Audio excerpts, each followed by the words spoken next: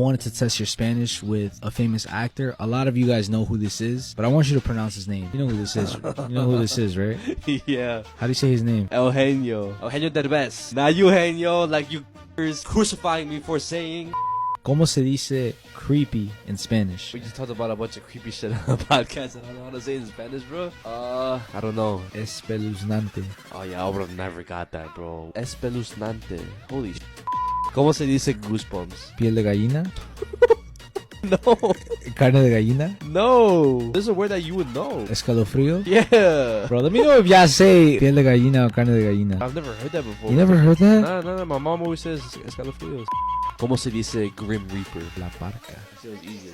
Nah, that's actually not easy, bro. A lot of people would say la muerte. The only reason why I know that is because of a Mexican wrestler. ¿Cómo se dice deceased in Spanish? Muerto? Nah. No? Deceased, like a deceased person. Help me, guys. Help me, guys. Say it through the screen. He might hear you guys. I don't know. Difunto. Fuck.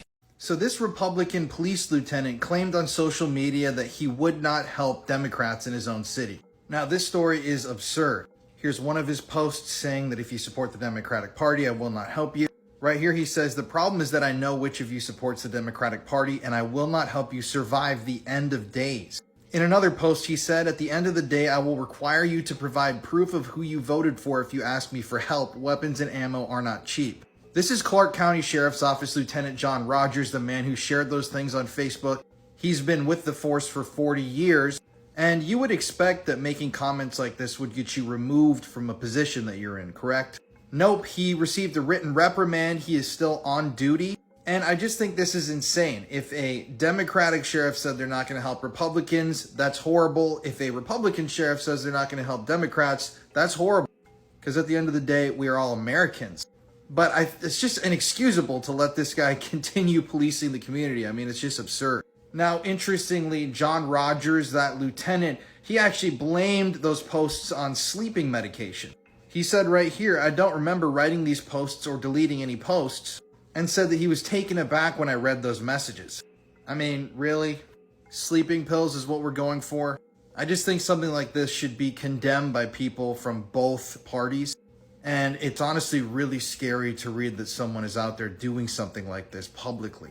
This is Gavin Peterson. He was a 12-year-old little boy who lived right down the road from me in this house right here. He died on July 9th after being abused by his dad, his stepmom, and his older brother for years. And more people need to know what happened to him and how our system is so broken. Because it's not like nobody knew what was going on. His school filed multiple complaints because they knew he was being abused. And even his direct neighbor reported the family to police so many times. But nothing was ever done, and now he's dead. On July 9th, Weber County deputies were called to his home in West Haven, Utah. The caller, who I'm assuming was either his dad or stepmom, said that Gavin had been sick for several days, vomiting and having seizures, and on that day wasn't breathing anymore. When police arrived, they found Gavin unresponsive on the bathroom floor. Authorities tried doing CPR, but he was taken to the hospital where he later died. It was clear from the very start that Gavin was severely malnourished. His body was visibly emaciated, and he died because all of his internal organs completely shut down due to starvation and abuse. His death was quickly ruled a homicide. During the investigation, police found evidence that his dad, Shane Peterson, his stepmom Nicole Scott, and his 21-year-old brother Tyler Peterson abused him for years. Shane told police that although Gavin had been having seizures for several days, they decided not to take him to the doctor. But Nicole and Tyler's account of what happened that day was not the same. Nicole said that Gavin was conscious when she found him in his bedroom covered in vomit. She said she then helped him into the shower and left the bathroom, but returned when she heard a loud noise and found him not breathing on the bathroom floor. She said she tried to revive him by giving him CPR and splashing water on his face. But Tyler told police that Gavin was already unresponsive while he was in his bedroom. Police discovered multiple cameras in Gavin's bedroom, and they also found really disturbing video footage. Authorities also found overwhelming evidence on all three of their cell phones that they all participated in the abuse, which consisted of beating and starving him, hitting him with a piñata stick, and on most days just not feeding him. If they did decide to feed him, they would only give him one piece of bread with some mustard, and if they felt like it, they would sometimes give him a third cup of water. Police found multiple text messages between all three of them talking about how they all abused little Gavin together, like it was some type of fun game to them. How they watched him on the cameras, deciding whether or not they were going to feed him for the day and who was going to beat him. Police also found several photos on Nicole's phone that showed Gavin locked in his carpetless bedroom with no blankets, curled up on the floor wearing only a heavily saturated diaper. He was covered in feces and had sores all over his back. But of course, to try and conceal some of the evidence, they deleted a lot of those text messages and pictures before calling the police that day. But police were still able to find them. Police also found drugs in the home as well. Gavin's dad, stepmom, and brother have all been arrested and charged with reckless child abuse homicide, aggravated child abuse, and child endangerment. Nicole and Tyler have also been charged with obstruction of justice as well as possession of a controlled substance. They're all being held in the Weber County Jail without bond. It's sickening to know that this was all going on right down the road from me, yet I had no idea. I had no idea that this was a literal house of horrors, and it breaks my heart imagining Gavin's final moments. I truly don't understand why DCFS never got involved. Gavin was removed from school at the beginning of last year and put into homeschooling, but before he was taken out, the school district heavily suspected that he was being abused and reported this multiple times to DCFS. Even the bus driver was trying to sneak him food on the bus. The Petersons' direct neighbor even reported them to police on multiple occasions. According to them, for the past 10 years, Shane had been hostile and aggressive to his wife and kids. How come with all of these reports, nothing was ever done? His aunt started a GoFundMe on behalf of Gavin's mom to help with funeral expenses. And because I know people are going to ask, Gavin's mom lost custody of him when he was just a baby. According to court records, Gavin was found wandering outside unsupervised when he was supposed to be in his mom's care. And when he was returned, police found drugs out in his mom's home. So Shane was granted full custody. His mom was later charged in that case, but at the end of her probation period in 2016, she was granted some weekend and holiday visitation. But because of how severe Gavin's abuse and malnutrition was, it makes me wonder how often she or other family members saw him towards the end. Literally everyone failed Gavin, and now all that's left behind is this memorial outside of the home where his life was so brutally taken. Gavin's favorite color was blue, and he loved science and Pokemon. He was a beautiful little boy who will never get the chance to grow up. A quiet run through a familiar forest turned into a haunting mystery. This is the disturbing case of the disappearance of Samantha Murphy. It was February 2023 in Victoria in Australia. 51-year-old Samantha lived in the Central Highlands and was a mum of 3. Samantha and her husband Michael owned a small business together, and she was a hard worker who loved keeping fit and going for runs. On the 11th of the month that year, something happened that terrified the local community. A woman was running in a local forest when all of a sudden she was hit by a brick. Her unknown attacker fled, and thankfully the woman survived, but this really rocked the locals. The following February, so a year later now, things had seemingly gone back to normal for the locals. On the 3rd of the month, Samantha and Michael had friends round for tea that evening, and then Samantha got up the next day to go for a run. Now this was early at around 7 AM as the family had plans for 11. Samantha was captured on CCTV, as you can see here, leaving for her run. Worryingly, she never returned home. She was reported missing to police, and they immediately attempted to track her down. The search and rescue team were dispatched, including the dog squad. They were desperately scouring the area for any sign of the missing mum. As she loved fitness, she would track her runs on her Apple Watch, but interestingly, she hadn't activated the emergency alarm. Her phone had pinged, though, off a tower around 8 miles from her home. The GPS data showed she'd run 7 kilometers to Mount Clear, but then there had been a disturbance in the data. They couldn't locate her in this area, so they soon figured that she hadn't just sort of stumbled, injured herself, and was kind of sat there waiting for somebody to rescue her. Immediately, they started worrying that something more sinister had happened. Had the mystery attacker from last year struck again? The following month, a 22-year-old named Patrick Stevenson was arrested on suspicion of murder. This was despite police never having found Samantha's body. He's interestingly the son of a former AFL player called Orrin Stevenson. Patrick also had been arrested with careless driving, drink driving, and rug driving offences after a crash the year prior. Samantha's phone and wallet were found by investigators in a dam. Patrick is currently being held in jail, and police have apparently got a large amount of evidence against him, including CCTV footage. This woman poured boiling sugar all over her husband's body, and this case is absolutely mind-blowing. This case takes place in England on July 14th, 2020. Karina Smith was a 59-year-old woman and was married to an 81-year-old man named Michael Baines. I tried to find pictures of Michael, but I think none are available on the internet. Michael was in need of care due to his poor health, and because of their difference in age, Karina was able to become his primary caregiver. The two had a child together named Michael Jr., and Karina had another son and daughter from a previous relationship. But in 2007, her son Craig took his own life at just the age of 25. Before his death, he went to prison for attacking a man. Following this, Craig became distressed and spoke to his mother. He said the man he attacked was a predator and that a predator had touched him inappropriately in the past. He said, "Mom, he's a predator." Shortly after this, Craig took his own life. Karina had formed a relationship with Michael while he was in his 40s and her in her 20s. She said the relationship was positive at first, but that was until his age began to become more noticeable. And things started to deteriorate as he aged, but despite this, she still provided Michael with the care he needed. On the 13th of July 2020, people who knew Karina said she had been acting differently and was described as angry and very upset. This was because her daughter had opened up about some horrific trauma both she and her now deceased brother had experienced at the hands of their stepfather, Michael. Karina's daughter told her that when they were younger, Michael would take advantage of them both and would touch them inappropriately. After Karina heard these allegations from her daughter, she remembered what her son told her about being attacked by a predator. The guilt of Craig's suffering from such a fate stayed with her for years, and a deep rage began to burn inside of her. On July 14th, 2020, at around 10 a.m., Karina returned to her home that she shared with Michael. She entered the home and grabbed a bucket, along with 3 kilograms of sugar that she had just bought. She then began to boil a large amount of water, creating a boiling syrup. Once this concoction was ready and scalding hot, Karina slowly entered Michael's bedroom. Michael was fast asleep and totally unaware that his wife was standing over him holding a bucket filled with boiling sugar. Filled with rage, Karina began to pour the boiling sugar all over her sleeping husband's body. Michael woke up and began to scream as the liquid destroyed his skin.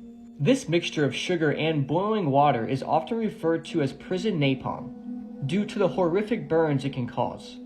Once the bucket was empty, Karina ran over to her neighbor's house, which was 9 doors down. She banged on the door until the neighbor answered. Karina didn't know her well, but told her what she had done. The neighbor called the police and explained what happened, and when the police arrived, they entered the home and found Michael whimpering in bed with skin on his arms and torso beginning to peel off. Michael was rushed to the hospital and Karina was arrested. Karina was then asked why she did this to her husband, in which she explained what her daughter told her, and that she became so enraged that she poured the liquid all over her husband. Michael was able to be stabilized but suffered burns to 36% of his body, and 2 weeks later, Michael passed away from his injuries. Karina was then charged with murder and was then found guilty of murder, and she was sentenced to life in prison, with a minimum term of 12 years. Cases like this always cause division. To some, Karina was a hero and someone who took revenge to protect her children, while others see her as a reckless murderer who killed her husband based off one simple allegation. So let me know your opinion on this crazy case. I have a video that went viral back in the day, but it's scary, bro. Saudi Arabian police encountered a witch. What the? People still to this day don't know if it's real or if it's fake. The reason why they say it's real is because of the way they react. They don't sound like they're acting. Let us know in the comments as well if you think the video is fake or not. And also, keep in mind, in Saudi Arabia, they have a law that if people do witchcraft, you can actually get the death penalty for doing it. So, like, let's say this is a hoax. Why would somebody risk their life just for a video? Exactly. Yo!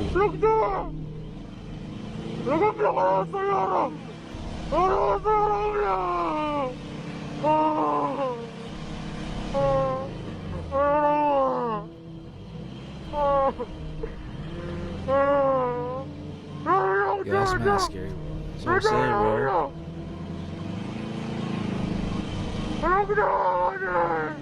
Yo, he's crazy for following me. There's 2 people. Did it just scream? Yeah.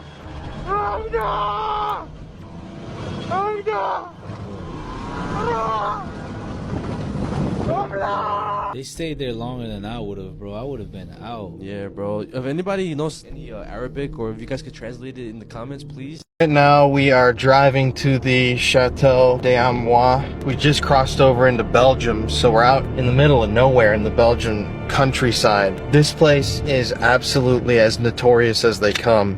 Definitely some anxiety in the air as we try to expose these creeps. This is a place a lot of people, I can guarantee, haven't heard of, but I want to raise awareness so that people do know what it is and they understand the very dark possibilities of what may be happening inside its walls. Yeah, we're 3 minutes away. Oh, look at that.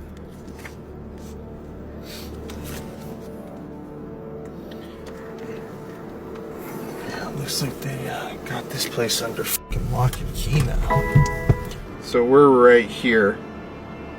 The chateau is right over here in this area to our left. The security here is fucking bananas. I mean, dude, this is actually crazy. Look at how thick this forest is here. You cannot see through. So like, whatever the is even behind this, I don't even know. If the allegations of human hunting parties that happen here are true, that would mean that it would be most likely in this forest area where those kids are being hunted and murdered.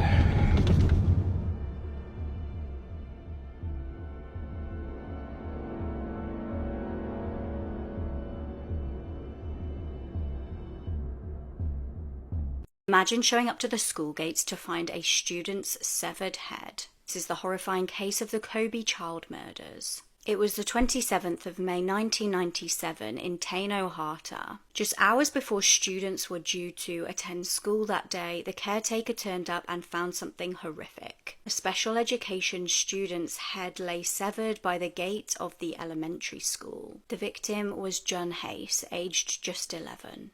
He'd gone missing days prior. He'd been decapitated with a saw and a note had been shoved in his mouth. This stated, "This is the beginning of the game. Try to stop me if you can, you stupid police." It talked about wanting to take more victims and how, for the killer, this was a thrill. No one had any idea who could have committed such a brutal crime. Days after the killing, a local newspaper received a letter. The author claimed responsibility for the brutal killing. They also threatened to take more lives. Killer stated, "It's only when I kill that I'm liberated from the constant hatred that I suffer, and that I'm able to attain peace." The media actually ran a story about this and pronounced the killer's name wrong, which angered the murderer. He then sent another ominous message to the newspaper. This stated, "From now on, if you misread my name or spoil my mood, I will kill 3 vegetables a week." And by vegetables, he means humans. "If you think I can only kill children, you are greatly mistaken." Now, the murder victim's body was ultimately found on a hill known as Tank Mountain. It transpired later that the killer had lured the little boy there, telling him he'd seen a giant turtle. He killed him, severed his head, and then took it to the school.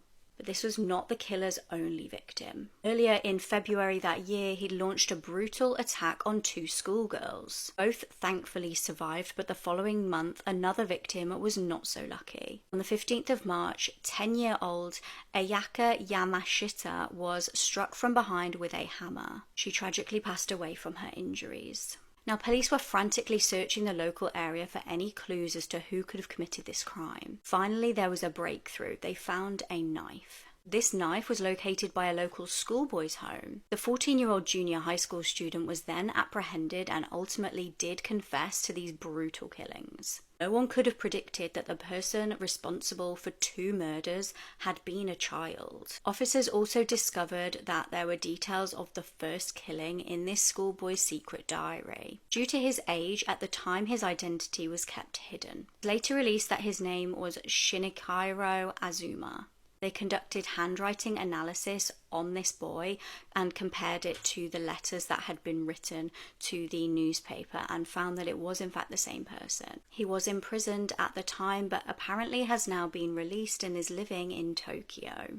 For 6 days after this woman mysteriously disappeared, she made a series of phone calls to her roommate saying that she was being held captive. Her body would be found months later. This is Fruka Liebs. She was a 21-year-old nursing student who went missing on June 20th, 2006 in Paderborn, Germany. She was last seen at around 11 p.m. at a pub called the Old Triangle in Paderborn city center. She was at the pub with a few friends watching the FIFA World Cup between England and Sweden. She left the pub around 11 p.m. and it's assumed that she left on foot because she only had about $5 on her, and she only lived less than a mile away. Nearly 2 hours later, she texted her roommate saying that she would be home later, but she never did come back home. Her mom reported her missing the next day when she failed to show up to work, and a massive search began. During the investigation, police found the text message Froka sent her roommate was sent from a small city 20 miles away called Nieheim. Over the next 6 days, Froka would call her roommate 5 times from her cell phone. All calls were directly to her roommate, and they were all shorter than a minute, with the exception of the last call. During the phone calls, Froka kept saying that she would would come home soon, but she never said anything else. The last phone call was on June 27th, and it lasted over 5 minutes. The call was once again made to her roommate, but this time Froka's sister was present. Her sister asked her if she was being held captive, and Froka replied with a faint yes, but this was followed immediately by a loud no. The phone call ended here, and Froka was never heard from again. Police were able to trace the phone calls to multiple different areas in Paderborn, but nonetheless, Froka's case would go cold. That is until 4 months later, on October 4th, 2006, when a hunter found her skeletonized body in a forest near the town of Lichtenau. This is about 20 minutes away from where she went missing. She was still wearing the same clothes from the night she disappeared, and her phone, purse, wallet, and watch were never found. And due to the condition of her body, authorities couldn't determine her cause of death.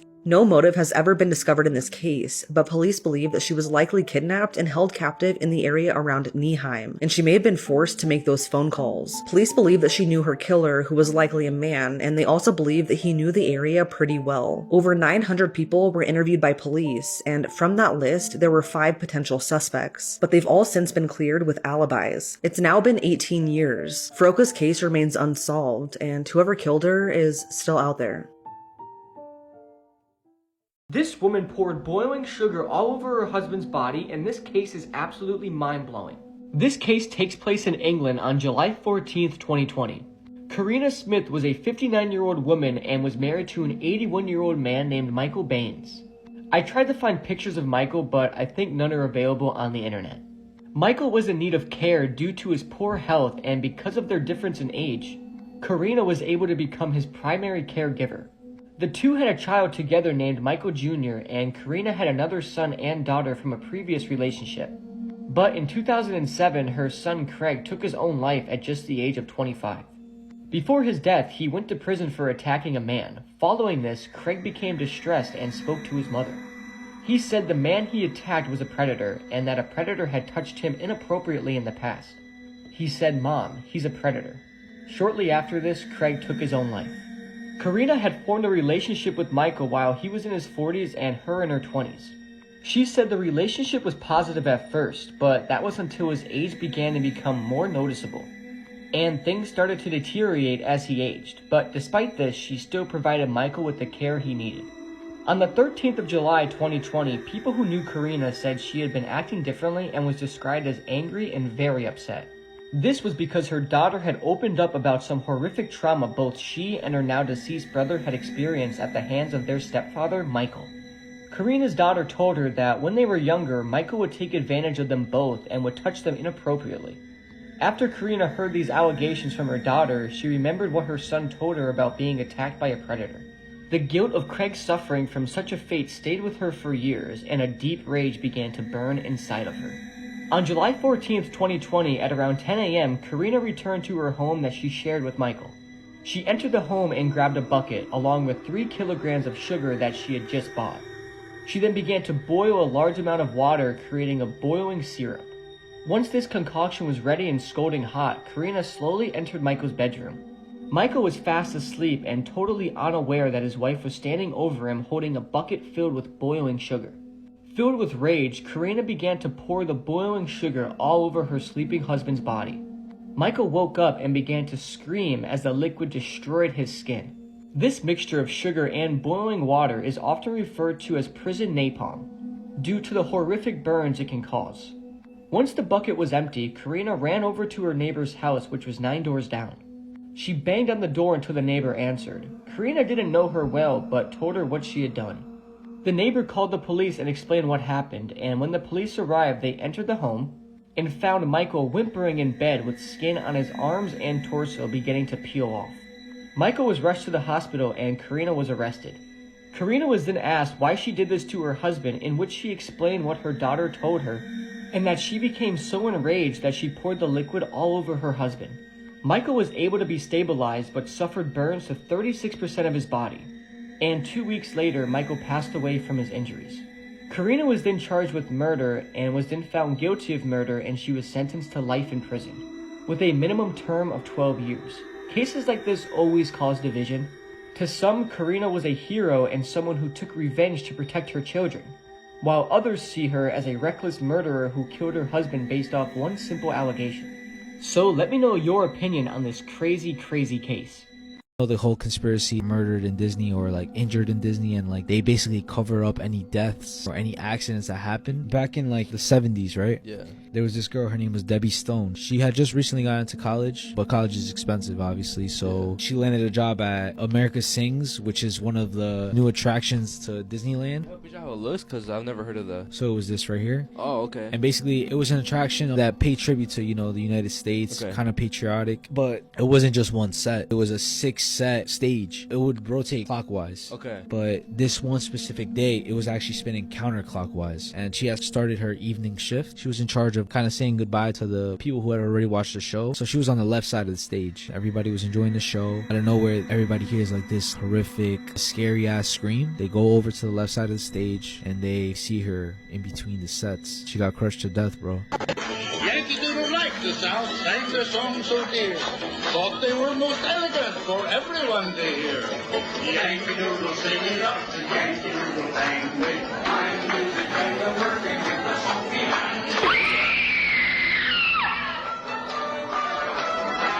That shit was so fucking crazy, and we all know like the whole conspiracy with the multiple people who got injured during the ride. They always say like that the death is outside of Disney. Like they. So we're thinking it's an animal, and he said, "No, my name's Robert." Oh, there's a dude in my room.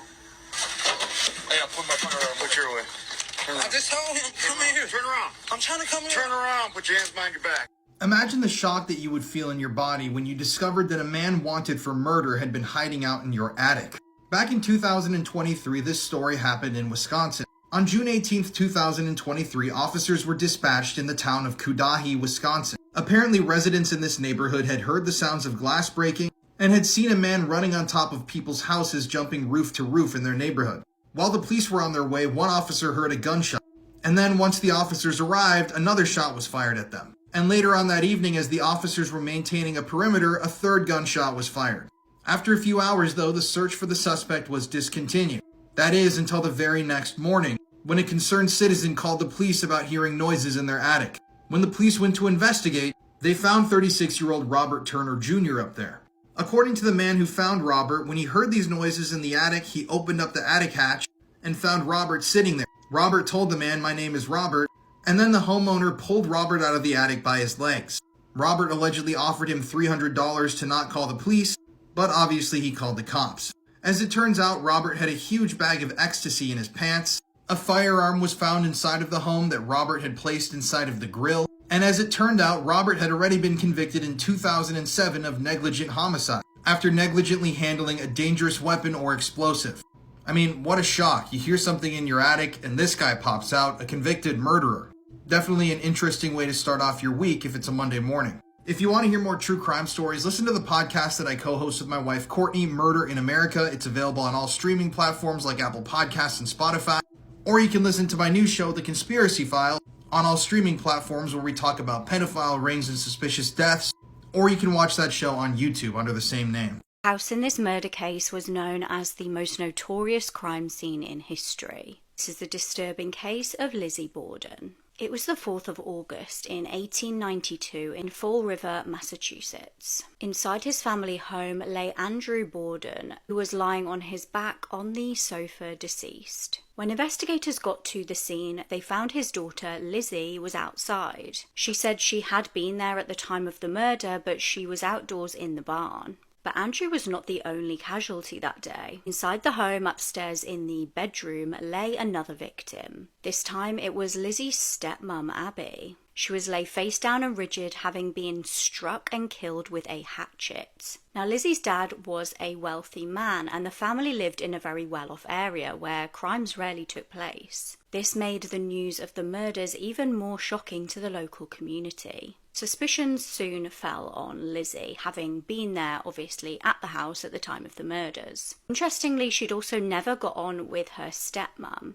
Her dad had remarried after Lizzie's mum had passed away, and she made it obvious to her new stepmom that she didn't like her and felt like she was a gold digger. Tensions were reportedly growing, and Lizzie was also unhappy with her dad for his actions around money. He'd apparently started gifting Abby's family properties.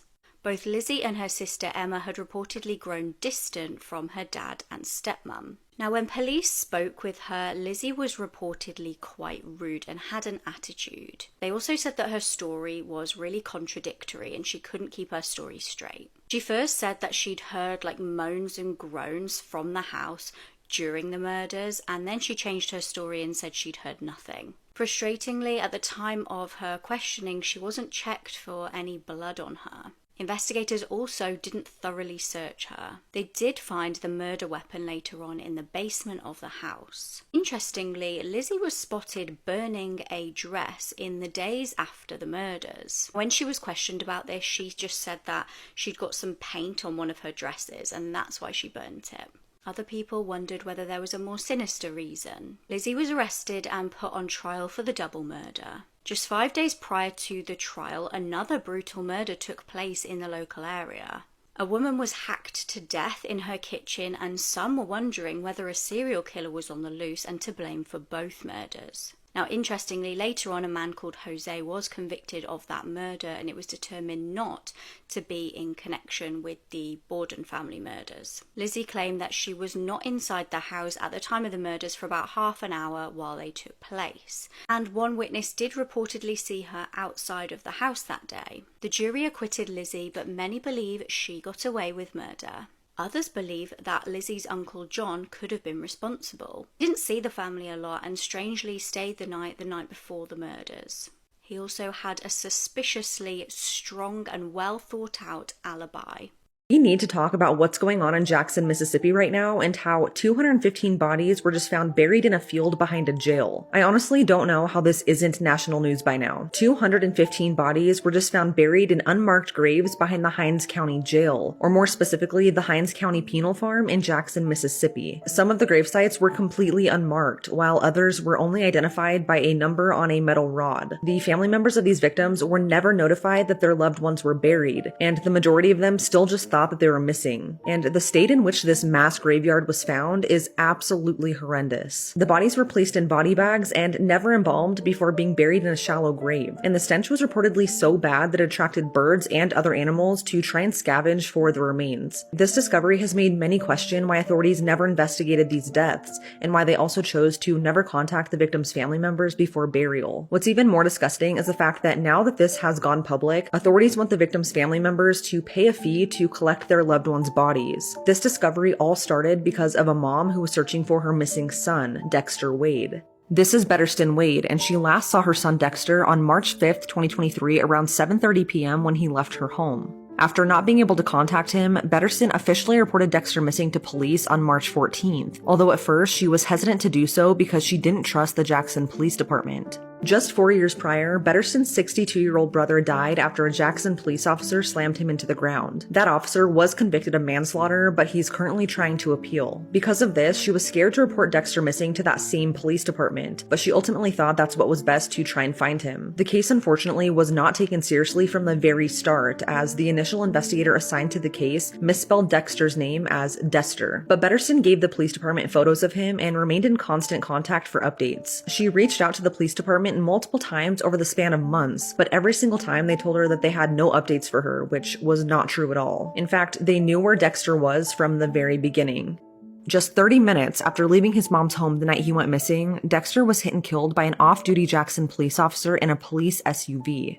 At the time of the incident, the officer was not cited for any traffic violations, he wasn't given a field sobriety test, and Dexter's death was ruled accidental. Now, Jackson police say they were unable to identify him at his time of death, but according to the autopsy, the medical examiner, and from Dexter's body eventually being exhumed, it was found that his driver's license had been in his front pocket the entire time. At first, Jackson PD said they couldn't identify him, but then they changed their story to say that they called Dexter's mom once to inform her of his death, but when she didn't answer, they never tried calling again, even despite the medical examiner giving them that information from the start. Even though Dexter was hit by a Jackson police officer and was reported missing with that same department, whenever Betterston called for updates, they always told her that they were unable to find him. In reality, they'd sent him off to that mass gravesite to be buried in an unmarked grave. That same gravesite where 215 bodies were now just discovered. It wasn't until nearly 8 months later that Jackson PD told Betterston where she could find her son. They took her down that long dirt road, deep into the woods, past an empty horse stable and scrapyard behind the Hinds County Penal Farm. As they walked further into the field, they passed rows of metal rods, each marked with a number, in which we now know were actually graves. They eventually stopped at grave number 672, where Dexter had been laying for months unclaimed due to the negligence of Jackson PD. Betterston then had to pay them $250 to claim his body and have him properly buried. Because of this discovery, 2 other men who were buried and forgotten in this graveyard have been identified. One is Jonathan David Hankins, who was reported missing in June of 2022. His family only learned of his death from news outlets on December 4th, not through law enforcement. Jonathan was burned and buried on this field. Another victim is Mario Moore. He was also burned and buried in an unmarked grave in this same field after he was found beaten to death and wrapped in tarp back in February. His family didn't learn about his burial until 8 months after he was killed. Families of the victims are now calling for a federal investigation to uncover the truth about what is really happening in Jackson, Mississippi. This man lost his virginity to a corpse, and the details to this case are absolutely disturbing. We cover the darkest and most messed up things on this channel, but I have a feeling a lot of you will think this is one of the most disgusting and gut-turning ones yet. This is Kevin Davis, and he was from Texas. On March 27, 2014, in the morning, Kevin began to speak to his mother about some feelings he was feeling.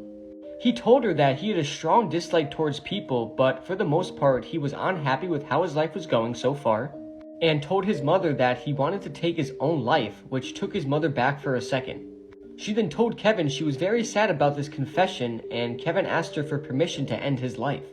Kimberly, who was his mother, told him she didn't want this for him and offered him some help, but also said if he wished to do this to himself, she can't stop him. And after hearing this, Kevin had a change of heart. Her response actually enraged him. He didn't want to end his own life now, he wanted to end his mother's, a fantasy that he actually had for a while.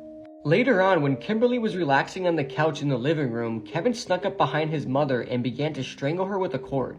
Kimberly screamed for her life, and fearing that somebody would hear the commotion, Kevin then made a decision to use a more brutal method. He went and grabbed a hammer and repeatedly struck his mother in the head. Kevin hit his own mother in the head 20 times. He wanted to make sure his mother was 100% dead, so he went to the kitchen and grabbed a knife and stuck it into the cavities in the head that he created with the hammer, and then used the knife to mix around his own mother's brain. And curious to see what the brain felt like, he stuck his fingers and hands into the holes and began to feel around. And if that wasn't bad enough, Kevin did something after this that is so awful it doesn't even sound real. He carried his mother's body from the living room to the master bedroom, leaving behind a trail of blood. And once inside the bedroom, he removed his mother's clothes and had his way with her corpse. Yes, with her corpse. And after he was done, he wrote a couple of notes for the police, with one saying, "Chase me, sorry for the mess, KD." He then got on his bike and attempted to get out of town, but decided he didn't want to go on the run, and instead was actually going to turn himself in. Kevin then knocked on the door of a random house, and a couple then answered the door. Kevin then asked the people who lived there if he can use their phone to call the police, because he just murdered his own mother. Kevin then called and told the dispatcher his mother was dead in their house, and that he was the one who did it. Police arrived at the house that Kevin went to, and he was arrested. Police then went to Kevin's house and followed the trail of blood inside, and then found Kimberly's dead body in the bedroom. Kevin was questioned and confessed to everything he'd done with no emotion at all. The police asked why he killed his mother in such a brutal way, and Kevin responded with, "Absolutely nothing. I'm just a terrible, disgusting person. She was the best mother in the world." But Kevin also stated he wouldn't take back anything he'd done. He even described what his mother's brains felt like, describing it as a putty substance. He then told them about taking her to the bed and performing that awful, disgusting act, saying he often had fantasies about doing that to a lifeless body. He even said he waited a while for his sister to come home so he can do the same thing to her, but decided not to because he had his fill for that day. I can't imagine being the sister and hearing what your brother did to your mother and then later finding out he planned on doing the same thing to you. Kevin made it a point to let the police know he was aware of everything he was doing, and he said, "I'm not mentally disturbed, I'm sane." He then said he deserved 100 years in prison, and with a smile on his face, he said he never had sex up until that day. He then laughed and said, "I guess I lost my virginity to a corpse." And what's even more messed up is he said if he was ever released from prison that he would do it all over again. It took the jury 1 hour to get a verdict, and Kevin was given the maximum possible sentence, which was life in prison. But what is absolutely insane is that he is eligible for parole in 2044, which makes no sense, because he said if he was ever released, he would do the same exact thing. I've covered so many cases and some that are truly unforgettable, but I think this one is going to stick with me forever. The sheer brutality and messed up things Kevin did to his own mother is truly unbelievable. I know this is truly messed up, and I could imagine some of you can't handle this. So if you made it this far into the video, please let me know your thoughts on this entire case. Hammer coined the phrase, "You can't make this stuff up," might have known the story of real-life boogeyman, Albert Fish. A slight, elderly man with grey hair, no one suspected the kindly single father of being sadistic child murderer and cannibal.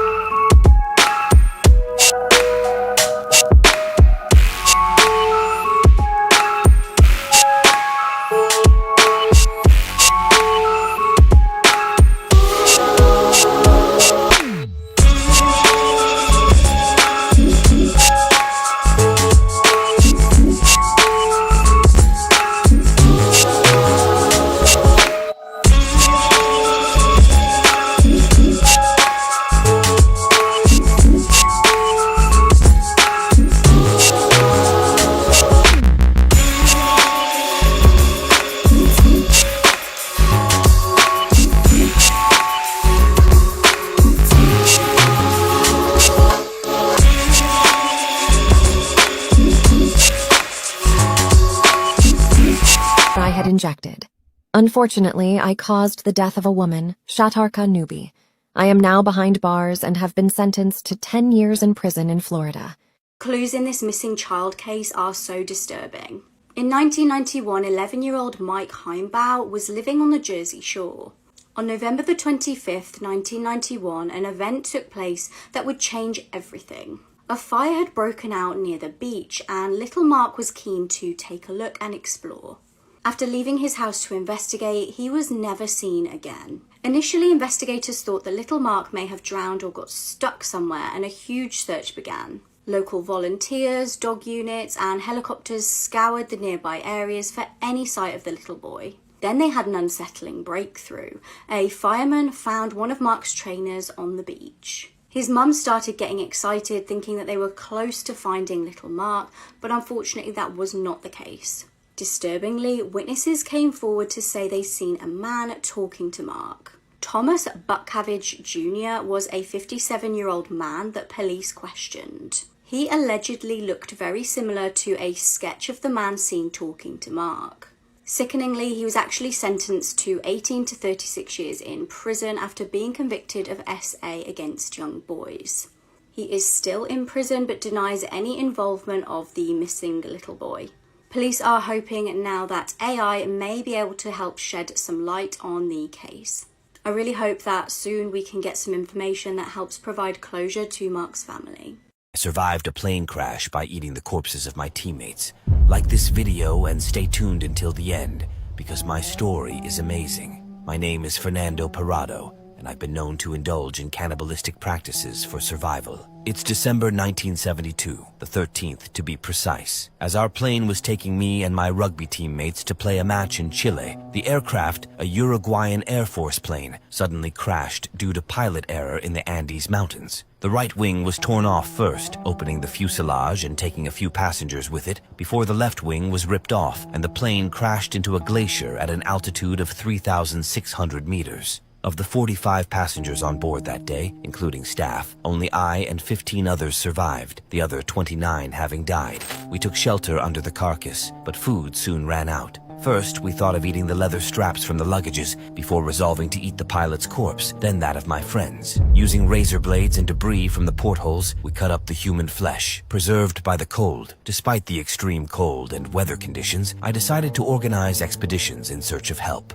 After an arduous 10-day walk, I met an Argentinian farmer. The last survivors were saved, but my story quickly became controversial. At first, none of us told the press. It was only after a conference that we revealed everything. As Christians, the Church finally exonerated us from such acts, and Pope Paul VI himself expressed his gratitude, saying we had acted like Christians. This uncle and nephew were brutally chainsawed on camera because they stole from the cartel. The video that I'm about to explain is extremely brutal and you should not go seeking it. This video shows a uncle and a nephew getting brutally executed by the cartel because they stole from them. The man on the right is the uncle and the man on the left is the nephew. When the video begins, it's just the interrogation. Both men are sitting shirtless against some sort of brick wall. And once the interrogation ends is when the brutality begins, and it's absolutely sickening. The uncle on the right is killed first and he got his head sawed off by a chainsaw, which is a very brutal way to go. There was blood spraying everywhere, even on the nephew. He was then completely decapitated and it happened extremely quickly, this all taking place in a matter of seconds. As I said before, this is a very disturbing way to go, but it was also extremely quick. Especially when most cartels are known for prolonging executions, making them as long and as painful as possible. The killers then move on to the nephew on the left, but instead of decapitating him with a chainsaw, the killer pulls out a hunting knife and uses that. This was way more painful and longer than a chainsaw. It took around 2 minutes to complete, and during it, the victim was alive and conscious the whole time. Hearing him struggle and gurgle on his own blood. The noises during this decapitation that you hear are honestly gut-turning. Eventually, the killer does decapitate him and he holds his severed head up to the camera and places it on the victim's torso. And the video then concludes. This video was a message saying that this is what happens if you snitch or steal in the cartel. The uncle's death was much quicker because apparently his nephew was the one who got him involved, and he really had no part. But the nephew's death was way worse because he was way deeper involved into the cartel. So they made it a very slow and painful decapitation for him. Now, the weirdest and strange thing was that these guys were actually pretty brave and strong. They didn't cry nor panic, they just knew what was coming and accepted their fate. Most likely because they've seen this done to many people hundreds of times. Please, I recommend you don't go searching for this video for obvious reasons. What this man did to a child is hideous, and terrifyingly, he could be free to do it all again. Sasha Marston was a 16-year-old girl living in Blackpool. Like many young girls, she was keen to start earning some money and gain some independence. A man called David Minto, who was 23, contacted her on Facebook. The pair had briefly met on a night out and David offered her a job. He offered her an induction at his girlfriend's hotel. Sasha obviously felt that things were above board and the induction actually went fine. He paid her for her time and she was due to go back a few days later to start working properly. On the 31st of January 2013, she arrived at the Grafton House Hotel. She was obviously eager to start her new job. However, when she arrived, he was armed with a knife. He attacked Sasha from behind and the attack was so brutal that she received over 100 injuries. David subjected the child to such violence that he even bent the knife. While she was either deceased or dying, he AR'd her. He then callously dumped her body, which he wrapped in a bin liner and carpet underlay in an alleyway, and he then set fire to try and destroy the evidence. Sasha had to be identified through DNA. Now, Sasha's blood was found on David's clothes, in the hotel, and on the murder weapon. David argued in court that Sasha had had a nosebleed, hence all of the blood in the hotel. Now, I don't know about you guys, but I have a lot of nosebleeds and I have never had one that was so horrendous that my blood seeped through floorboards. He also argued that the pair had had consensual intercourse, despite Sasha having a boyfriend at the time and being lured to the hotel under the false pretenses of a job offer. He was found guilty in court and sentenced to 35 years in 2013. Now, this means he may well be free in less than 25 years. However, this was an S-motivated murder of a child. Sasha's family wanted to appeal and get a whole life sentence for this dangerous criminal. They did a bit of research, they watched some documentaries, and they found that the 35-year sentence just wasn't enough. Tragically, they realised that the time had elapsed to enable them to appeal. The current system that we have in the UK states that families only have 28 days to appeal a sentence, and obviously during severe grief and trauma, this just isn't enough. Sasha's family have started a petition to try and change this, which has a January deadline. If we can get 100,000 signatures, the government have to debate it in Parliament. That means if just a quarter of my followers sign the petition, then we could change the law and protect children. Sentenced to 75 years in prison for the sadistic torture of another woman. That's what the headlines recently read here in Texas about the case of this woman. This is 37-year-old Alicia Calderon.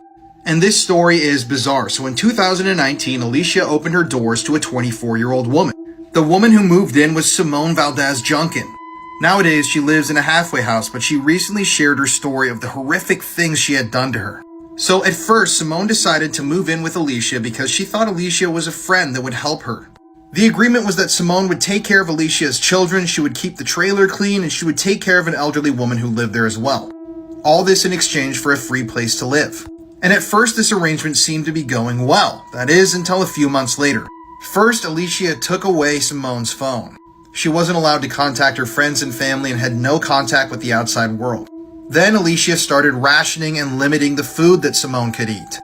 And eventually this led to her completely banning her from even leaving the trailer. At one point, Alicia even started locking Simone in the same room with the older woman. But at that point, Simone had lost so much of her body weight because she wasn't being fed or given water that she couldn't even care for her.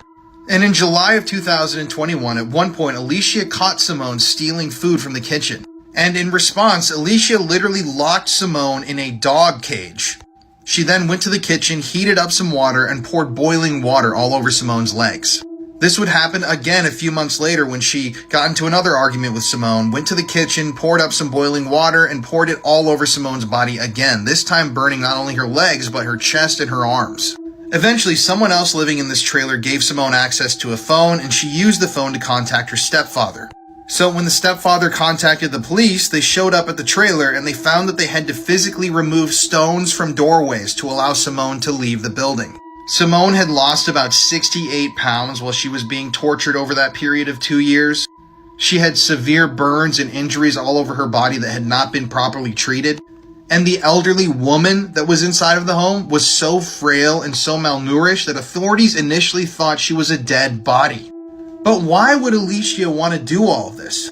Well, authorities found out that Alicia had been cashing the elderly woman's social security checks for years. And this elderly woman had recently received an inheritance, and Alicia had spent over $78,000 of this woman's inheritance. So yeah, she is a very evil woman. I'm so glad she's going to be in prison for 75 years. And since she's about 40 years old, I think that that's going to be her final resting place in her tomb as well.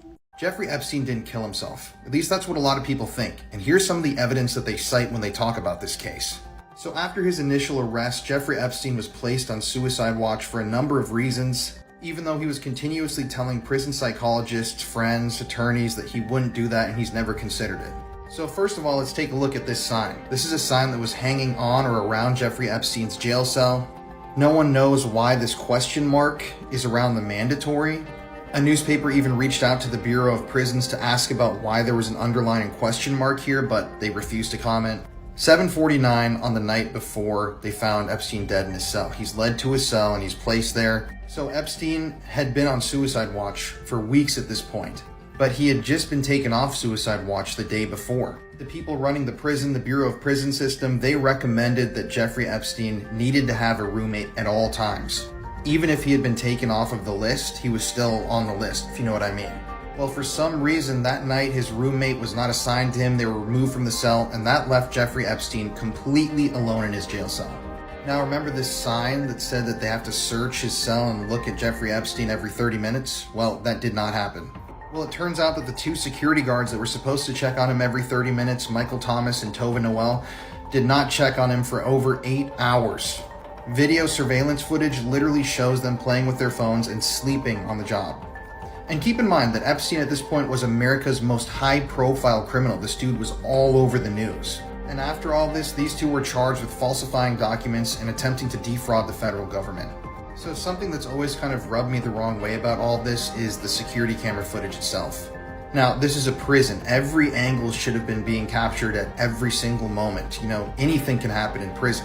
And video footage of the security guards exists from that night, but there is no video footage of Epstein's cell block area or his cell door. It's actually been reported that the camera that was shooting the angle down Jeffrey Epstein's cell block area corrupted the night that he took his own life. Of all times for this one specific camera to corrupt and the footage to be lost, it was that night when it happened. And there's a lot more that we're going to get into, but like I said, there's just a lot here that we're going to cover, but this quote really says a lot about what I just told you. So Epstein's taken off suicide watch the day before he kills himself. His roommate is removed from the cell. The cameras on his tier are not working. The guards fell asleep. It seems almost impossible to think all those things could happen in that way.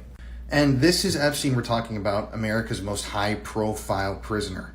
In fact, the suicide watch observation log, this is the actual document, shows that Epstein was acting pretty normally that day. Which isn't to say that he wasn't deceiving people by saying he didn't want to take his own life when he was secretly trying to get alone time where he could do it, but it's still an interesting side note. In the next TikTok, we're going to get into the really crazy stuff.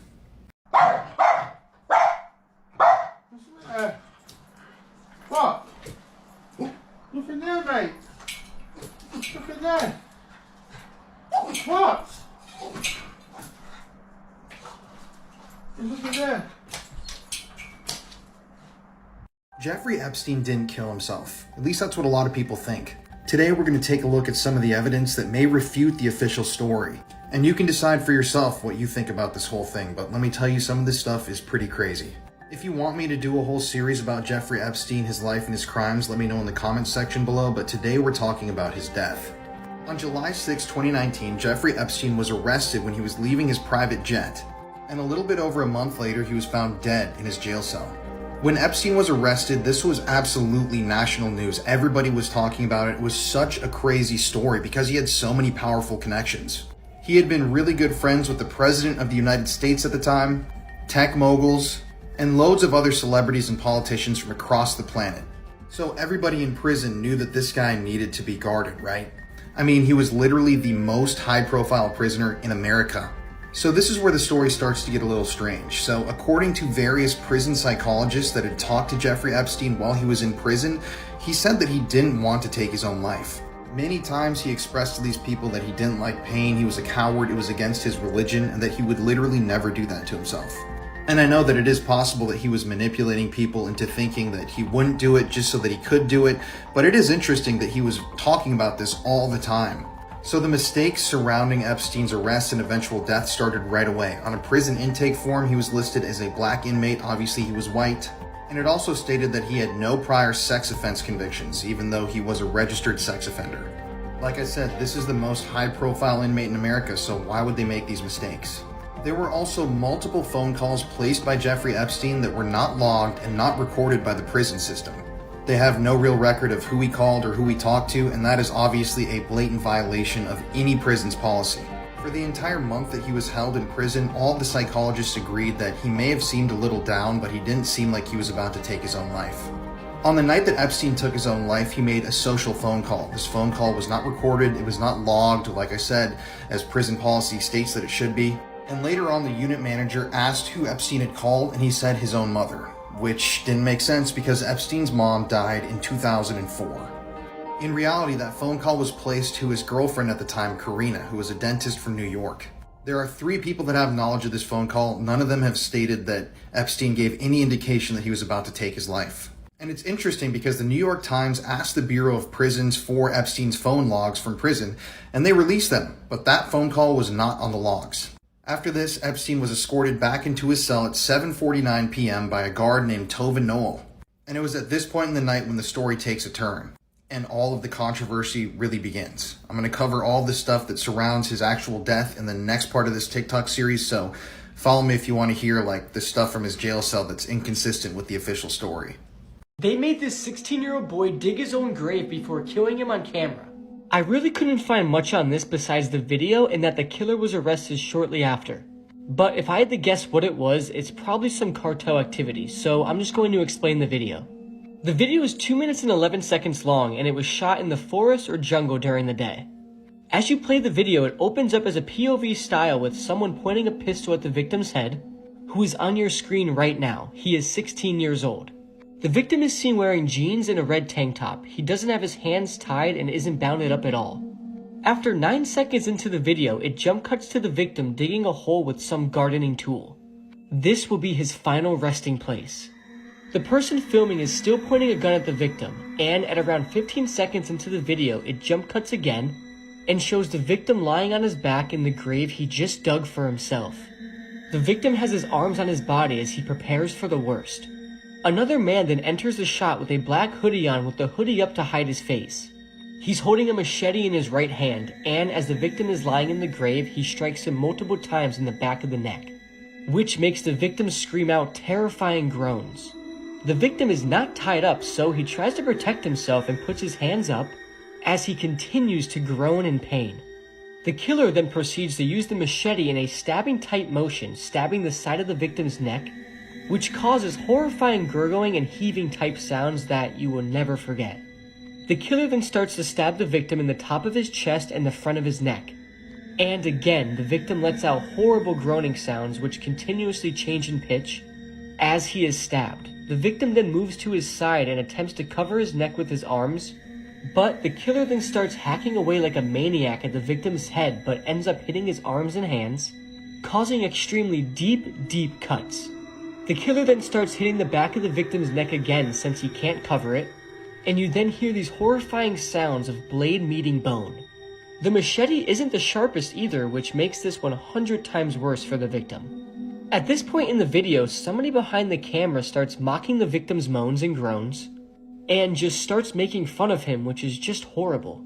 The killer then continues to stab, hack, and slash at the victim as he is still alive, trying to protect himself. His arms, neck, chest, and hands are completely covered in deep cuts, and he is drenched in blood. At about 1 minute and 38 seconds into the video, it jump cuts again to a close-up of the victim's body, who is now dead. Nearly decapitated, his head is hanging on by a few strands of skin. The killer then begins cutting through the remaining pieces of flesh, and at this point you can really tell how blunt the blade is, as the killer has difficulty cutting through the skin, which puts into perspective how long and painful it was for the victim. This is such a disturbing case, and luckily the killer was caught shortly after this. I feel so bad for this young man, and I can't believe stuff like this happens.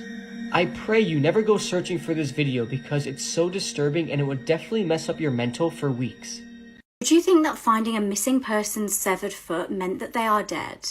I was not expecting this case to have so many twists and turns. Melissa Caddick was a 49-year-old woman who grew up in Sydney. Interestingly, Melissa worked as a financial advisor but stated fake qualifications on her CV. In 1998, she was found to have stolen around 2,000 Australian dollars from the company she was working for. She did this by forging her boss's signature and then left voluntarily from the company. She lived a very lavish lifestyle which raised eyebrows among her peers. No one really knew how she could fund the lifestyle she was living. It's alleged that she concocted various stories to explain her wealth to her friends. Her first husband was Tony Caddick from England. The pair had a son together and they moved to Essex in the UK in 2010. Eventually, Melissa got bored of the area and told Tony she was going to Switzerland on a work trip. In actual fact, she had gone to Paris to meet with a man. This man was Anthony Coletti, her hairdresser from Sydney. Tony eventually discovered that the pair were having an affair. After Tony confronted Melissa, she moved back to Sydney with her son in 2012. Again concocting another story, she told her loved ones that she'd split with Tony due to him being abusive, which was not the case. They divorced in 2013 and she married Anthony the same year.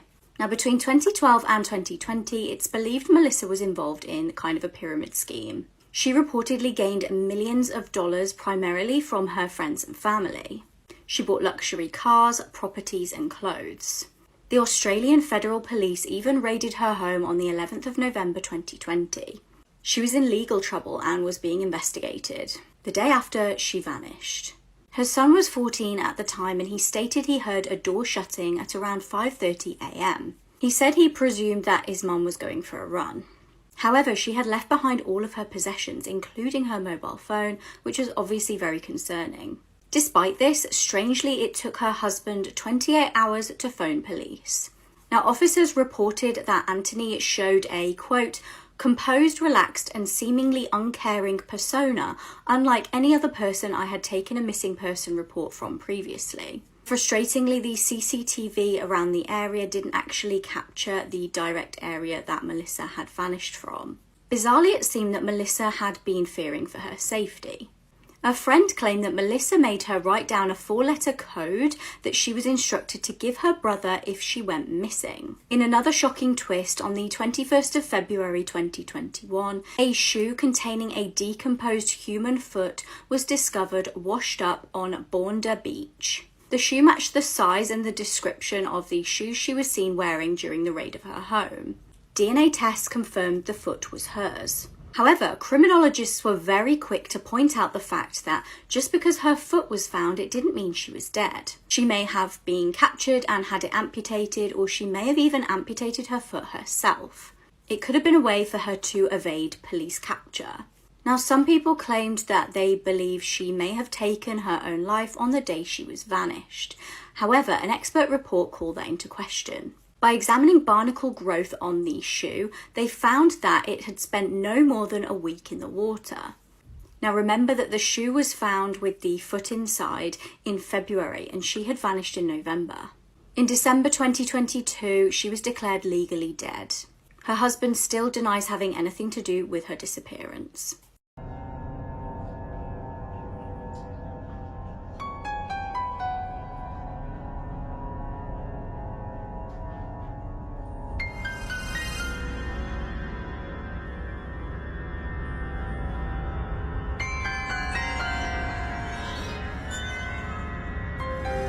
This is the story of psychopathic 13-year-old Paris Bennett, and one night that would devastate his family forever.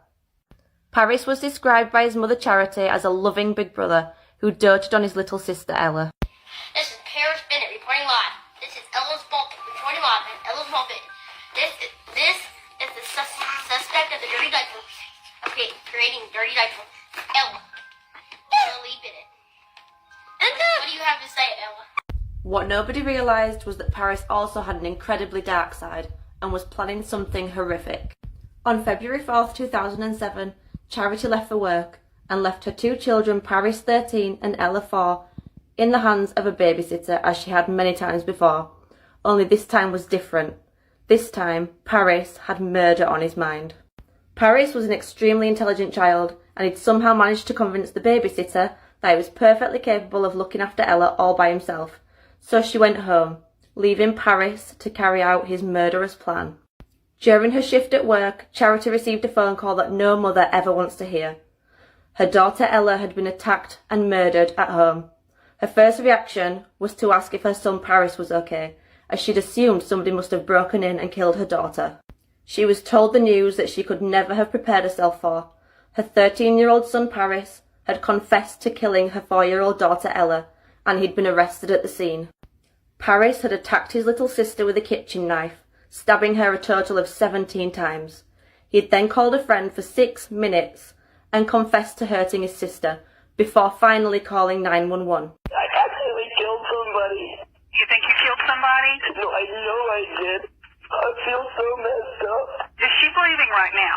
No. Is she bleeding anywhere? Yes, she's bleeding all over the bed. Because I stabbed her. The operator speaking to Paris immediately instructed him to take Ella, lay her down on the floor and start CPR. What Paris actually did was walk out into the hallway with the phone and start counting to mimic chest compressions. He had absolutely no intention of saving his little sister's life. When paramedics arrived, they found Ella still laying on her side in bed, and it was evident that nothing had been done to save her. Paris was arrested at the scene and taken into custody. On speaking to Paris, officers discovered that he hadn't carried out his whole plan that night. He'd actually planned to kill Ella and then wait for Charity to arrive home from work, and once she'd found Ella's body, he'd planned on killing her too. Paris admitted to police that killing Ella had been far more difficult than he predicted, so he couldn't go through with killing a fully grown adult. Instead, he'd decided to hurt his mother in the worst way possible, taking both of her children away, one dead and one in prison. In a 2020 interview, and with his mum Charity listening in, Paris explains exactly why he killed his little sister Ella. For many, many years, there was just this hot, flaming ball of wrath in the pit of my stomach, and it was directed at my mother. And one of the reasons why I chose to kill my sister and not someone else is because I knew that by doing so I could hurt my mother in the worst possible way. because I had always known as a child that the most devastating thing to my mother would be the loss of one of her children, and I found a way to take away both her children in one fell swoop. Paris is currently serving out his 40-year sentence at the Ferguson Unit Texas State Prison. He's currently 28 and is eligible for parole in just 4 years' time, although it's unlikely he'll be released before his sentence is up in 2047, when he'll be aged 52. Paris's mum, Charity Bennett, went on to have another son and visits Paris regularly in prison. She says she can't turn her back on him despite taking her young daughter's life.